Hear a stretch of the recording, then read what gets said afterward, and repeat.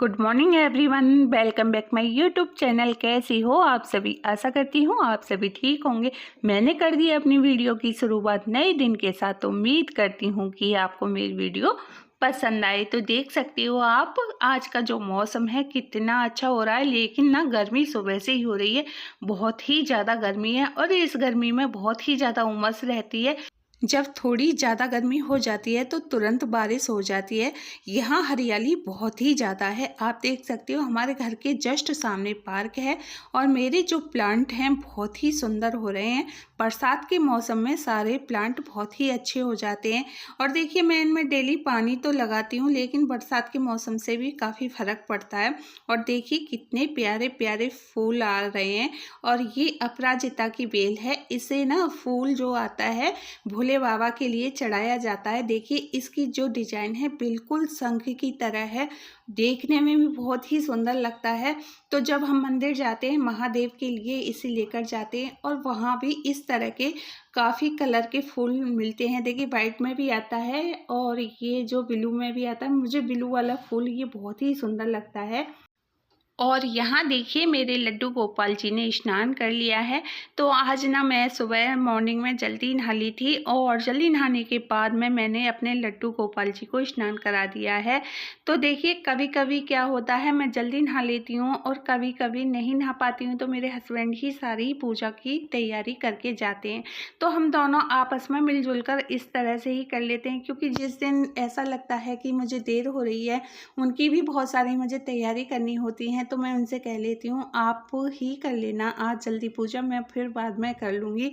और उन्हें ये लगता है कि आज मुझे देर हो जाएगी, तो वो मुझसे कह देते हैं कि ये सारी तैयारी आप कर दो, जल्दी आप नहा के पूजा कर दो। तो हम आपस में इस तरह से डिस्कस करने के बाद में ये सारी चीज़ें कर लेते हैं। देखिए पूजा का भी काम बहुत ज़रूरी होता है। पूजा हो जाती है तो ये संतुष्टि हो जाती है कि हमारे घर में पूजा हो गई है, चाहे फिर मैं बाद में कर दूं। तो लेकिन ये रहता है मॉर्निंग में हमारा ये पूजा हो गई है। और देखिए ये है इवनिंग का टाइम।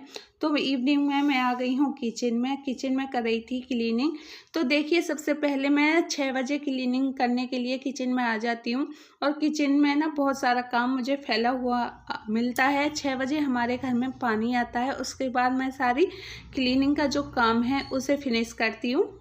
और आज मैं अपने बच्चों से पूछ रही थी कि आज खाने में क्या खाओगे, तो उन्होंने दाल बताई है। अरहर की दाल बच्चों को बेहद पसंद है, उसके साथ मैं चावल बनाऊंगी। तो देखिए ये सारी चीज़ें मैं तैयारी अभी करके रख दूंगी, क्योंकि 6 बजे से ही मैं खाना बनाने लगूंगी। तो वही 7 बज जाएंगे, 7:30 बज जाएंगे। और पूजा का भी काम होता है। पूजा हमारे घर में जब होती है बहुत ही टाइम लगता है उसमें। तो ये देखिए मेरा छोटा बेटा कितनी प्यारी ड्राइंग बना रहा है।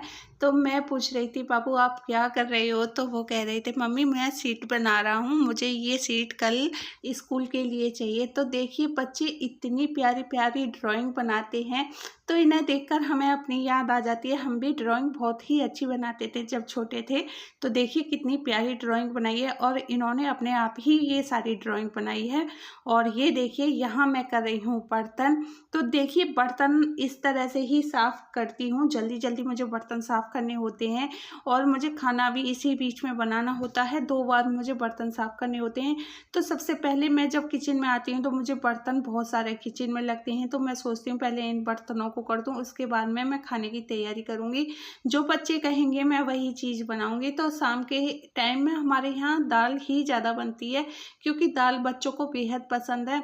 और वो सब्ज़ी ज़्यादा ऐसी कुछ खाते नहीं हैं, ग्रीन सब्ज़ी तो वो बहुत ही कम खाते हैं।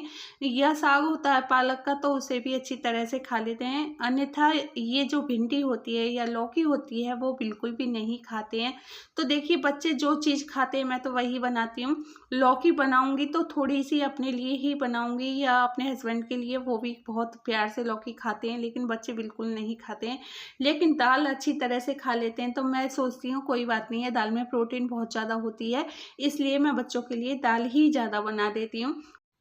तो देखिए जैसे मॉर्निंग में पानी आता है वो पानी मैं इतना स्टोर करके रखती हूँ कि शाम तक उस पानी का मैं इस्तेमाल कर लेती हूँ। और शाम को जब 6 बजे पानी आता है तो उस बीच में मैं सारे काम कर लेती हूँ और फिर पानी भरकर स्टोर कर लेती हूँ। उस पानी का हम शाम को 9 बजे के बाद इस्तेमाल करते हैं, क्योंकि 9 बजे पानी चला जाता है।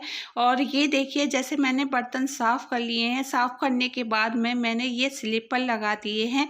अब मैं सारे बर्तन अच्छी तरह से स्लिप पर लगा दूंगी। फिर उसके बाद में ये सिंक खाली हो जाएगी तो सिंक को भी मैं अच्छी तरह से क्लीन कर दूंगी और फिर इसके अंदर जो मैंने बर्तन साफ़ किए हैं उन बर्तनों को अच्छी तरह से रख दूंगी और फिर इन्हें साफ़ कर लूँगी। देखिए, अब हमारी सिंक भी साफ़ हो गई है और बर्तन भी क्लीन हो गए हैं। तो हमारे सारे जो काम थे क्लीनिंग के वो फिनिश हो गए हैं। इस तरह से हम काम करते हैं तो काम भी जल्दी हो जाता है और हमें टाइम भी बिल्कुल भी नहीं लगता। अब हम इसे धोने के बाद बर्तन को अच्छी तरह से धो के यहीं स्लिप पर लगा देंगे और पानी जब इनका निकल जाएगा तो हम स्टैंड में लगा देंगे। वैसे मैं साथ में भी स्टैंड में लगा देती हूँ, क्योंकि मैंने बर्तन के स्टैंड के नीचे एक बहुत ही प्यारा, जो हमारे घर में यूजलेस कपड़े होते हैं उनसे बहुत अच्छा एक स्टैंड के नीचे कवर बना रखा है, जिससे कि वो सारा पानी सोख लेता है और पानी को बाहर नहीं आने देता है। और हम जैसे 2-3 दिन बाद उसे वॉश कर लेते हैं, सुखा देते हैं और बहुत ही प्यारा है। और जो हमारे यहाँ आटे वाले या चावल वाले बैग आते हैं उनसे वो मैंने बनाया है, जिससे कि उसका पानी बिल्कुल आर पार नहीं जाता है। जब हम कोई भी चीज़ अपने हाथों से बनाकर रेडी करते हैं और उसका यूज करना हमें बहुत ही अच्छा लगता है, तो देखिए बार बार वही तारीफ़ अपने मुँह से ही निकलती है। पहले मैं बहुत ही ज़्यादा परेशान हो जाती थी। देखिए, उसका पानी जो नीचे टपकता रहता था, जिसकी वजह से नीचे गीला रहता था, अब बिल्कुल भी उसका पानी नीचे नहीं आता है। मैं गीले बर्तन भी उस पर धोकर लगा देती हूँ तो उसका जो पानी है बहुत ही अच्छी तरह से सोख लेता है। तो कोई चीज़ जैसे हम बाहर से खरीद कर लाते हैं, वो चीज़ हम अपने घर पर ही बहुत ही आसानी से बना सकते हैं। तो ये मुझे बेहद ही पसंद आया। तो देखिए, आज मैं बनाने वाली हूँ अरहर की दाल। दाल मेरी बॉईल हो चुकी है और मैंने कढ़ाई गैस पे रख दी है। ऑयल भी मेरा गर्म हो गया है। अब मैंने इसमें जीरा ऐड कर दिया है। जीरा ऐड करने के बाद में मैं तुरंत टमाटर इसमें डाल दूँगी। टमाटर डालने के बाद मैंने उसे प्लेट से ढक दिया है। जब तक उसका धुआं उसके अंदर ही रहेगा मैं इसे ढका रहने दूँगी। अब इसे देखिए, एक चमचे से मैं अच्छी तरह से चला दूँगी। इस तरह से हमें चलाना है।